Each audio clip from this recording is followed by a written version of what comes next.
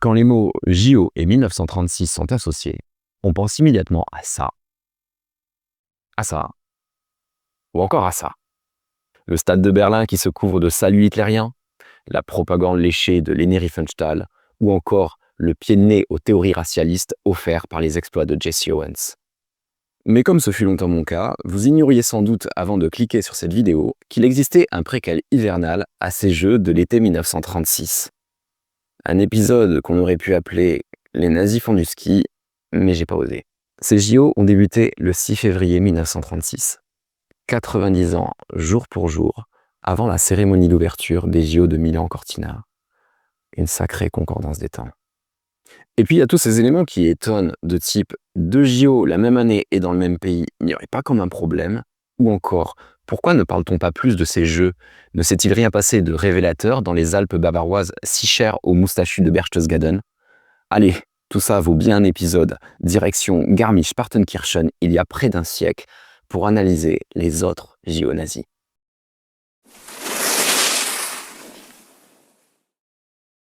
Il existe un débat au terme mal posé au sujet des JO de 1936 sur le thème « Mais comment a-t-on pu attribuer des Jeux aux nazis ?» Alors que la vraie question serait plutôt « Mais pourquoi les nazis les ont-ils maintenus ?» Car l'attribution des JO à l'Allemagne, de 2 ans antérieure à l'arrivée d'Hitler au pouvoir, sonnait comme la réintégration de celle-ci au concert des nations, après son entrée à la SDN dans les années 1920, ou encore les accords de Locarno solidifiant les frontières du centre de l'Europe. Pour les nazis qui arrivent au pouvoir en 1933, cet esprit de Genève qui préside à la réintégration de l'Allemagne dans la normalité diplomatique est une capitulation, et ces JO sont vus comme étant un héritage néfaste de la République de Weimar, ce régime honni que fait tomber Hitler. Et puis des JO, vous n'y pensez pas. Cette compétition universaliste qui prône la confrontation pacifique entre les nations n'est pas vraiment dans l'esprit du Troisième Reich. D'ailleurs, Hitler ne pratique aucun sport et n'a pas vraiment envie d'accueillir sur son sol des représentants des membres de la triple entente de la Première Guerre mondiale ou encore des races inférieures comme les Slaves, par exemple. Il n'y a cependant que les imbéciles qui ne changent pas d'avis. Convaincu par le bon docteur S-propagande Joseph Goebbels, observateur avec une certaine admiration de la mobilisation fasciste pour galvaniser la nation que fait Mussolini, Hitler se laisse convaincre qu'il pourrait faire de ces jeux non désirés une opportunité. Alors voilà, les JO seront peut-être le seul héritage de la République de Weimar que le nazisme n'entend pas liquider. Et quitte à les accueillir, faisons les choses en grand. Dans la capitale du Reich, dit Milan, se tiendront les jeux les plus spectaculaires, les plus incroyables, les plus onéreux de l'histoire. Ok pour tout ceci, mais alors pourquoi adjoindre une édition hivernale? Il faut comprendre que les JO d'hiver sont encore dans leur balbutiement. Cela fait seulement une dizaine d'années, 12 ans précisément, qu'on les célèbre depuis les JO de Chamonix de 1924. Et à ce moment-là, une règle tacite veut que le pays qui obtient l'organisation des Jeux d'été puisse mobiliser une option pour organiser également ceux d'hiver. Et en 1931, les autorités allemandes activent cette option. Là encore, le nazisme hérite donc de ce choix, mais il va être à la manœuvre pour sélectionner le site qui n'était toujours pas déterminé avant l'arrivée d'Hitler au pouvoir. Et c'est finalement le site de Garmisch-Partenkirchen, tout au sud de l'Allemagne, non loin du point culminant de celle-ci, que se tiendront les Jeux. Derrière ce choix, il y a des considérations pratiques au niveau de l'équipement déjà existant, mais il y a également des réflexions politiques. La Bavière et le nazisme entretiennent des relations extrêmement étroites. On se souvient du putsch de Munich en 1923. On sait également que c'est à Berchtesgaden qu'Hitler a son nid d'aigle adoré où il passe une bonne partie de l'année. Mentionnons également Nuremberg, en Bavière, connu pour ses parades nazies, et les lois du même nom dont nous reparlerons. Quant aux communes de Garmisch et de Partenkirchen, elles ne sont pas non plus choisies au hasard. Certes, elles se trouvent à proximité du point culminant de l'Allemagne, mais ce sont également 2 communes extrêmement naziphiles.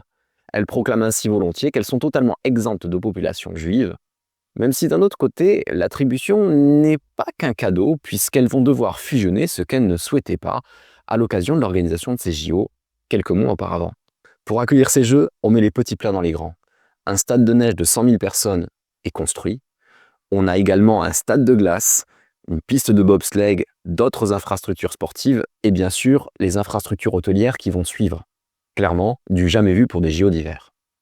Et pour financer cela, 60% des fonds sont alloués par le régime, ce qui est inhabituel à l'époque. On assiste également à l'affirmation du sponsoring, avec notamment l'implication de Coca-Cola pour financer l'événement et se faire de la pub. Le 6 février 1936, tout est prêt pour faire de l'événement un moment d'exception. Une vitrine attrayante du régime, un outil de soft power si on veut rester neutre, ou de sportswashing si on se veut plus réaliste.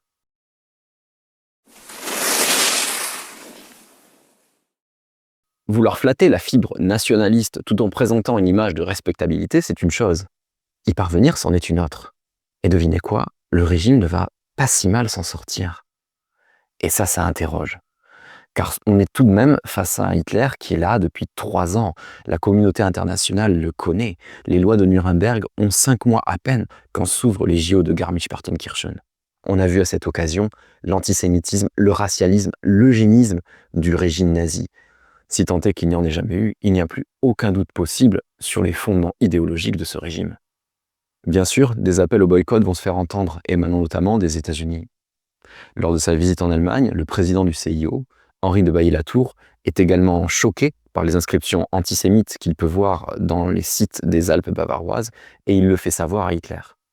Le Reichsführer maugré, mais il consent à quelques hypocrites et tactiques concessions. Et il n'y aura pas de restriction sur l'origine ou la couleur de la peau des athlètes accueillis. Mieux, l'Allemagne s'engage à ce qu'il y ait des représentants juifs dans certaines de ses équipes, ou tout du moins des demi-juifs, des Mischling, pour reprendre l'expression qui est celle des nazis. Dans le courant du mois de janvier 1936, Garmisch-Partenkirchen fait enfin le ménage de l'antisémitisme crasse qui la caractérise, en enlevant les formules de type interdit aux chiens et aux juifs. D'ailleurs, on assiste à une rotation à 180 degrés. La présence militaire se fait discrète dans les environs et on a désormais des banderoles de type « Bienvenue à la jeunesse du monde entier ». On croit rêver. Au fond, la seule inquiétude pour les organisateurs vient de la météo, qui a été exécrable dans les semaines qui précèdent. D'ailleurs, le jour de l'ouverture, la neige tombe en abondance sur Garmisch-Partenkirchen. Mais là encore, les planètes vont s'aligner pour le Troisième Reich. Dans la documentation, la formule qui revient le plus au sujet de ces JO est celle de répétition générale. Avec un événement de portée internationale, mais une visibilité tout de même moindre que pour des JO estivaux, le régime peut tester tout ce qu'il a prévu pour l'été 1936. En termes de sécurité du chef d'État, en termes de retransmission, en termes de logistique, les tests sont opérés à Garmisch-Partenkirchen. Et le plus triste, c'est que ça fonctionne plutôt bien. Des rotations très cadencées par train depuis Munich permettent une audience fournie. Pour la première fois, les JO sont retransmis en direct à la radio, avec une couverture journalistique sur place très abondante. Loin des appels au boycott, toutes les délégations sont là. Seuls quelques athlètes ont refusé de faire le déplacement, mais dans l'ensemble, il y a nettement plus de participants qu'à Lake Placid, quelques 4 ans plus tôt. C'est dans le stade construit à grands frais, ce stade d'hiver avec en ligne de fuite les tremplins de saut à ski, qui montrent bien que les engouements de l'époque ne sont pas forcément ceux d'aujourd'hui, que l'on inaugure donc les Jeux le 6 février 1934, en présence d'Adolf Hitler, qui ce jour-là va prononcer le plus court discours de sa vie politique, lui qui en prononcera un autre pour annoncer ouverture des Jeux de Berlin quelques mois plus tard. À noter que la vasque olympique est enflammée pour la première fois à des JO d'hiver à cette occasion. Jamais des Jeux d'hiver n'ont accueilli autant d'athlètes, hommes comme femmes, autant de délégations, autant d'épreuves. Tout au long des 10 jours de compétition, aucun couac notable à déplorer. Pas de faux pas notable du régime, qui joue très correctement sa partition de la respectabilité, tout en attisant, comme il sait le faire dans les grands rendez-vous qui sont sa marque de fabrique, un enthousiasme patriotique saisissant pour les observateurs internationaux. En résumé, on accueille des athlètes du monde entier avec de beaux messages type We are the world tout en tendant le bras sur fond de croix gammée. Côté stade, justement, les Jeux consacrent un certain nombre d'athlètes allemands, notamment dans les premières épreuves olympiques de ski alpin de l'histoire, mais n'empêche pas la Norvège de finir en tête du tableau des médailles. Pour Hitler, Goebbels et sa clique, l'essentiel est ailleurs. Lorsque l'édition d'hiver 2026 se clôture avec en point d'orgue le premier feu d'artifice olympique de l'histoire, l'opération de soft power, ou plus exactement de sportswashing, semble être un véritable succès. Il ne faut pas longtemps pour que la façade se craquelle. Preuve que le visage de modération affiché n'était que pure façade, 10 jours ne sont pas passés que le régime hitlérien, alléguant d'un rapprochement diplomatique franco-soviétique, remilitarise la zone frontalière de Rhénanie. C'était là une disposition clé du traité de Versailles, renforcée par les accords de Locarno. 3 ans après son intronisation, le régime militariste nazi tombe pleinement le masque sur ses ambitions belliqueuses, ne s'attirant rien d'autre que des protestations verbales venues de l'autre côté du Rhin. En quelques semaines d'hiver, Hitler vient de réussir la performance d'endormir le monde, sans le réveiller en sortant de la chambre avec un Panzer. On aura compris donc que les JO de Garmisch-Partenkirchen ont constitué sportivement une édition assez quelconque pour une compétition hivernale qui, hier comme aujourd'hui, reste bien moins mobilisatrice que la version estivale.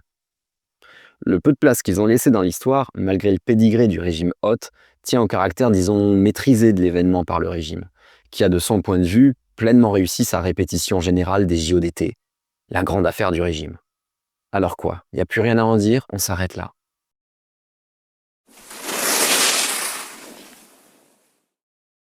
Le véritable enseignement des JO de Garmisch-Partenkirchen, ce sont d'abord des destins d'athlètes qui ont concouru lors de ces éditions, dont j'aimerais vous parler, car ils vont être une petite histoire dans la grande histoire, un élément extrêmement révélateur de ces temps troublés. Allez, place aux athlètes. Il se trouve qu'il existe un podcast, je vous ai mis le lien en description, produit par le Dauphiné Libéré sous le nom de Piste Noire, qui revient sur 3 destins exceptionnels d'athlètes des JO de Garmisch-Partenkirchen. Je préfère ne pas redire ce que dit déjà très bien ce podcast et je vous y renvoie pour que vous y découvriez le destin du nazi qui a gagné la course de combiné, du père du ski français Émile Allais ou enfin de cet athlète polonais hors norme qui, hélas, est décédé à Auschwitz quelques années plus tard. De mon côté, j'ai choisi de me pencher sur 3 autres destins, tout autant révélateurs. Au menu, l'histoire d'un athlète allemand branché propagande, celle d'un skieur norvégien d'exception résistant à ses heures, et enfin nous aborderons le cas de celui qui fut, à l'instar d'Hélène Mayer pour les Jeux d'été de 1936, la caution juive du régime. Commençons par Gustav Lanchner. Dans la première épreuve de ski alpin jamais organisée dans le cadre des Jeux, il se classe 2e.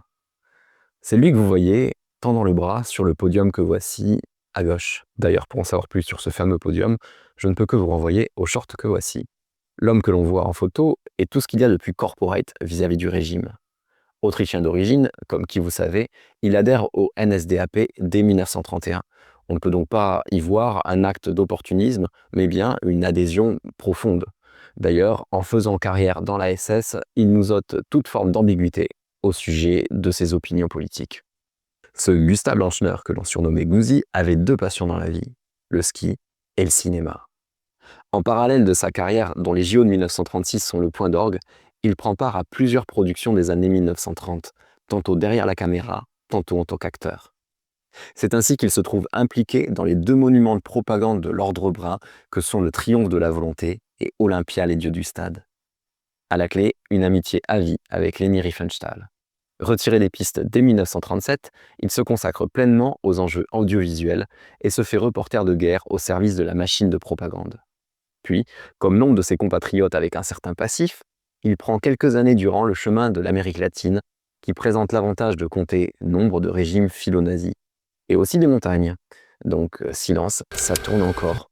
Dernière chose, pendant la guerre, Gouzi a accompagné les forces nazies pour produire l'œuvre de propagande que voici. Et voilà notre skieur au bras tendu, tout à son devoir de justifier le viol de la neutralité de la Norvège, la nation arrivée en tête du tableau des médailles, la nation de notre 2e protagoniste, un certain Birger Ruud. Oui, j'ai bien dit Birger Ruud, pas Casper Ruud, le joueur de tennis. Ruud est un athlète complet. Lui aussi prend part à l'épreuve de combiné. Il écrabouille même la concurrence sur la descente. Mais comme il se rate sur le slalom, il termine à la pire des places, la 4e. Quelques jours plus tard, il a l'occasion de prendre sa revanche dans sa discipline d'excellence dont il est le tenant du titre, le saut à ski. Nous sommes le dernier jour des Jeux. Cette épreuve est la plus attendue de toutes. Elle se déroule sous une pluie fine, sous les yeux d'Hitler et du gratin de son régime.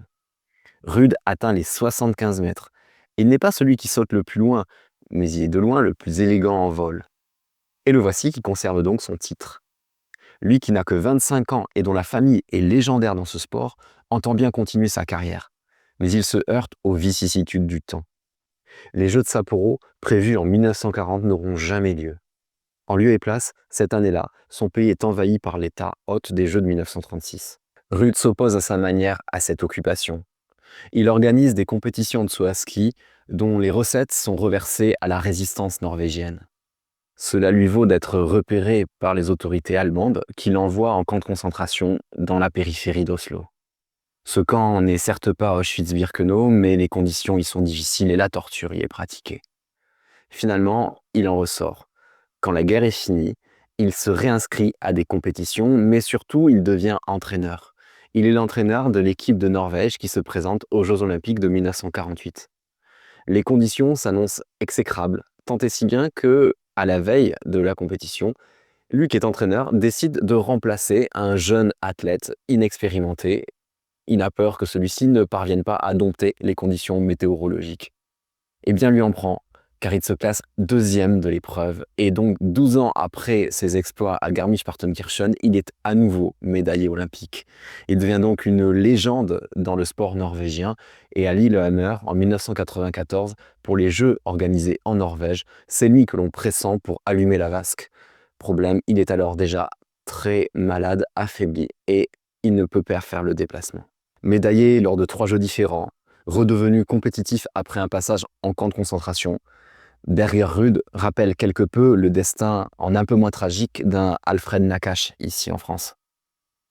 D'ailleurs, parlons-en maintenant de cette dimension de sport et de judéité qui est évidemment décisive dans ces années dramatiques du nazisme, avec le parcours de celui qui sera la caution juive des Jeux olympiques d'hiver de 1936, Rudi Boll. Rudi Boll est né en 1911 dans une famille berlinoise de la classe moyenne, d'ascendance juive du côté paternel seulement. Très doué pour le hockey, il montre des aptitudes qui lui permettent d'y faire carrière. Il est petit, mais véloce et technique. Il fait bien vite les beaux jours du Berliner FC jusqu'à porter les couleurs de l'équipe nationale à la fin des années 1920 et au début des années 1930, allant même récupérer une médaille de bronze au JO de Lake Placid. Quand en 1933, Hitler arrive au pouvoir, il prend la sage décision d'aller jouer en Suisse. D'ailleurs, lorsque viennent les sélections pour les JO de 1936, Rudi Boll n'est pas pressenti. C'est là qu'un de ses partenaires, l'autre star de l'équipe, Gustav Janneke, fait pression, disant qu'il ne jouera pas si Rudi Boll n'est pas intégré à l'équipe. Et là, très étrangement, les autorités accèdent à cette requête. C'est que Rudi Boll, aux yeux des lois de Nuremberg, est un mischling, un demi-juif. Un groupe sujet à des restrictions sévères, un groupe de citoyens de seconde zone, assurément, mais pas totalement non plus exclu de la communauté nationale. Alors ce profil, couplé à ses performances, en font un bon candidat pour servir de caution au régime. Rudi Boll n'est pas dupe, mais a-t-il le choix? Un arrangement est semble-t-il trouvé. Le hockeyeur prêtera ses talents à la sélection tout en revenant jouer en Allemagne. En échange de quoi, il ne sera pas fait de difficulté au départ de sa famille vers l'Afrique du Sud. Durant les JO, ses premières sorties à la patinoire sont encourageantes. Mais il se blesse, finalement, et l'équipe allemande ne parvient pas à faire mieux qu'une 5e place.